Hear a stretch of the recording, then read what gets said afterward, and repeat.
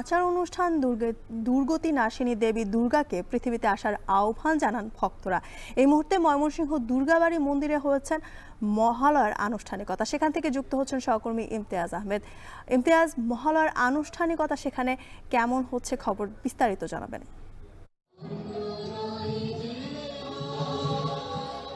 জ্যোতি, আজকে হিন্দু সনাতন ধর্মাবলম্বী যারা রয়েছেন, হিন্দু সম্প্রদায়ের অত্যন্ত আনন্দের দিন আজকে মহালয়া। এবং আজকের এই দিনে দেবী দুর্গার যত ভক্ত রয়েছেন, ভক্তকুল রয়েছেন, সেই ভক্তকুল দেবী দুর্গাকে মর্তে পৃথিবীতে তারা আগমন জানাবেন এবং তারই যত আনুষ্ঠানিকতা আমরা মহালয়ে দেখতে পাচ্ছি। মহালয়ায় আমরা দেখতে পেরেছি যে সকালে আসলে মূলত চণ্ডী পাঠ মধ্য দিয়ে দেবী দুর্গার মর্তালোকে আগমনের আমন্ত্রণ জানানো হয় এবং স্থাপন করা হয় ঘট করা বিশেষ পূজা।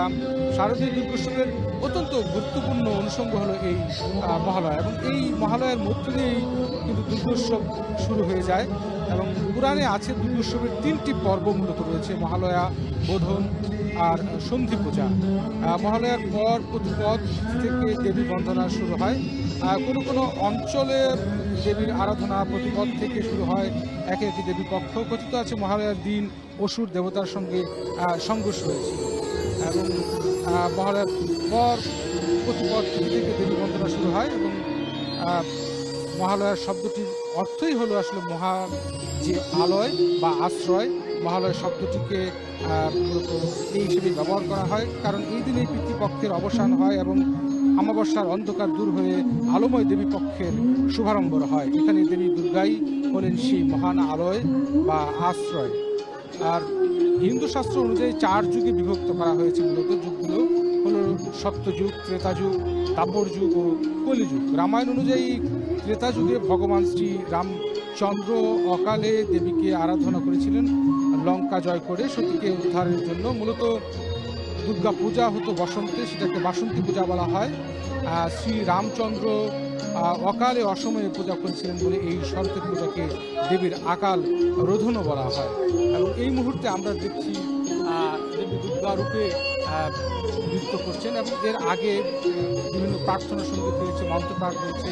শত শত ভক্তকুল এই ময়মনসিংহের দুর্গাবাড়ি মন্দিরে এসে তারা এই মহালয়ার পূর্ণ প্রভাতে দেবীর আহ্বান জানাচ্ছেন তারা।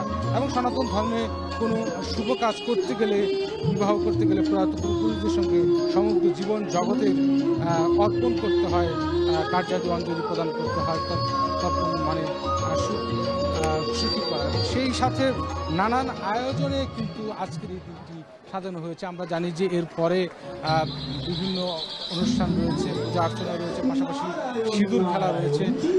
নানান আয়োজনে মূলত আনন্দ উৎসবের মধ্যে দিয়ে এই মহালয়াটি আয়োজন করা হচ্ছে। তো আমরা বলেছি এখানে নিশ্চয়ই পরবর্তীতে আরও এই মহালয়া সম্পর্কে বিস্তারিত জানানোর চেষ্টা করব।